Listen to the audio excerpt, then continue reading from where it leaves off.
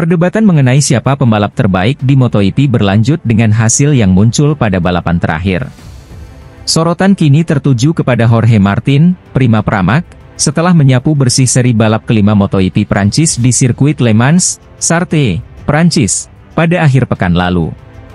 Runner-up MotoGP tersebut menjadi yang pertama dalam kualifikasi, sprint, dan balapan Grand Prix untuk mengukuhkan posisi sebagai pemuncak klasemen. Penampilan gemilang Martin mengalihkan perhatian publik dari semula fokus dengan rivalitas baru antara Francesco Bagnaia, Ducati Lenovo, dan Marc Marquez, Gresini Racing. Impresi yang ditinggalkan kedua pembalap dalam duel di balapan seri keempat MotoGP Spanyol sampai membuat nama Marquez mencuat sebagai calon pembalap tim pabrikan Ducati. Ducati baru menggaransi Bagnaia sebagai pembalap mereka musim depan. Wajar, Nuvola Rosalah yang menghadirkan prestasi juara dunia Ducati dalam 2 musim sebelumnya.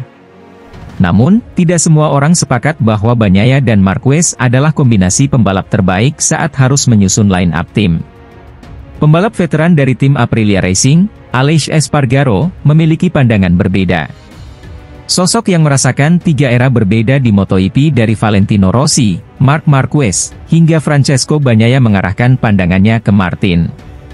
Adapun sebagai rekan setim Martin, El Capitan menjatuhkan pilihannya kepada Pedro Acosta, Red Bull Gas Tech 3, yang berstatus bocah ajaib di MotoGP.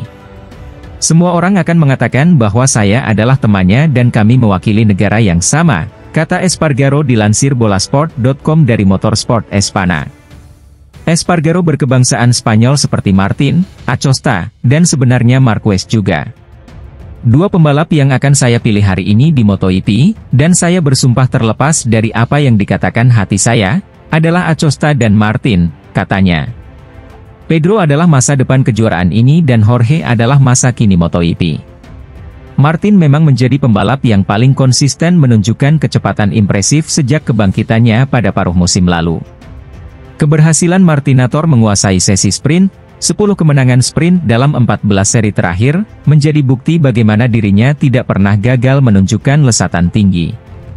Dominasi saat sprint inilah yang menjadi pembeda Martin dengan Bagnaia yang biasanya baru menemukan performa puncak pada hari Minggu.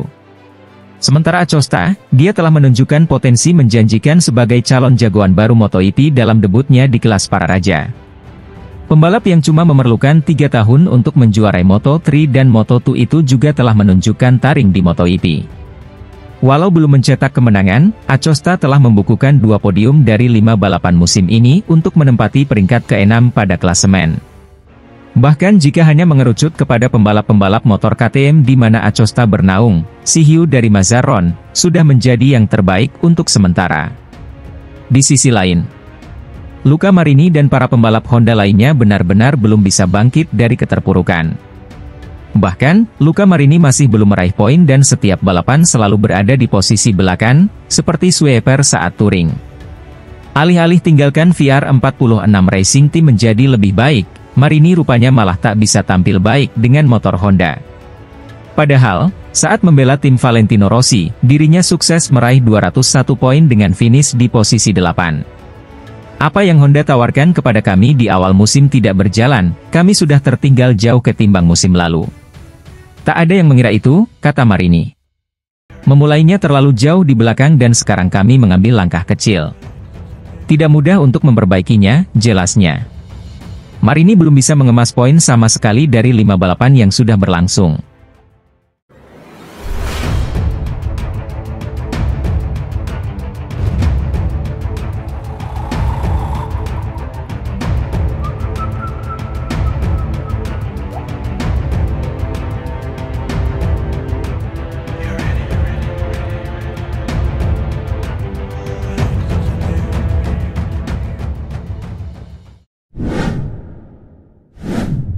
Ini penyebab Marc Marquez PD salib Francesco Bagnaia di lap terakhir MotoGP Prancis 2024. Marc Marquez begitu percaya diri saat menyalip Francesco Bagnaia pada lap terakhir MotoGP Prancis 2024. Rider Gresini Racing itu ternyata punya rahasianya. Balapan kelima MotoGP 2024 itu telah rampung digelar di sirkuit Bugatti, Le Mans, Minggu 12 Mei malam waktu Indonesia Barat. Jorge Martin tampil sebagai pemenang, diikuti Marquez dan Bagnaia. Keberhasilan The Baby Alien finish kedua pada balapan 27 lap itu tidak terlepas dari manuver-manuver ciamiknya. Marquez sanggup melewati satu persatu lawan meski start dari urutan 13. Tentu aksi paling mengagumkan terjadi di putaran terakhir. Marquez menyalip Bagnaia dengan begitu berani dari sisi dalam di tikungan 7. Usai balapan, pembalap asal Spanyol itu mengaku harus perlahan-lahan dan sangat berhati-hati untuk mendapat posisi 2. Ia kehilangan cukup banyak waktu ketika bertarung untuk posisi 3 melawan Fabio Di Giannantonio. Kami memasak podium kali ini dengan perlahan-lahan. Saya tahu punya kecepatan jadi saya berusaha perlahan-lahan menyalip yang lain, urai Marquez, melansir dari Crash, Senin. Ketika saya di posisi 3, kami kehilangan banyak waktu dengan Di Gia, tetapi saya merasa posisi 3 sudah oke, sambung pria berusia 31 tahun itu.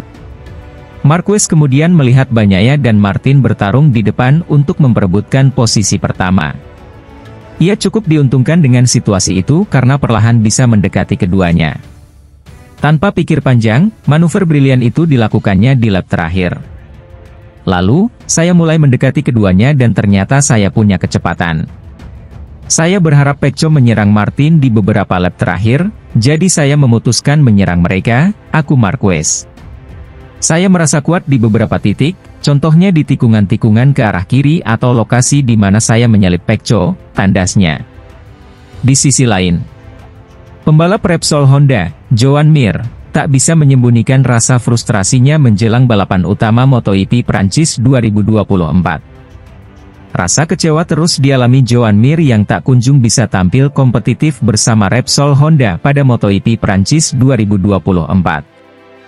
Terkini, rider asal Spanyol itu mengalami crash ketika turun pada sesi sprint MotoGP Prancis 2024 di sirkuit Le Mans, Sabtu.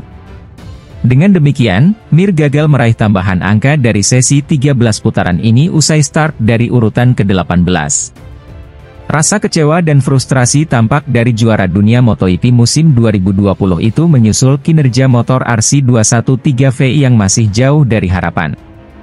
Kurangnya grip di ban belakang membuat perjuangan Mir berantakan dan berujung dengan kecelakaan yang membuatnya marah. Kacau sekali, saya mengalami masalah di bagian belakang motor, sejak lap pemanasan saya melihat ada sesuatu yang tidak bekerja dengan baik, ucap Mir. Dalam data yang kami miliki, kami telah mengonfirmasi bahwa ada kekurangan daya cengkeram ban belakang yang brutal. Pembalap berusia 26 tahun tersebut juga kecewa dengan sikap Honda yang lamban dalam menanggulangi kelemahan motor mereka. Progres yang dia harapkan dari pekan balapan satu ke pekan balapan lainnya belum terjadi di mana hasil minor masih terus membayangi. Itu adalah sesuatu yang sangat berat, itu membuat saya marah, karena tak bergantung pada Anda, kata Mir.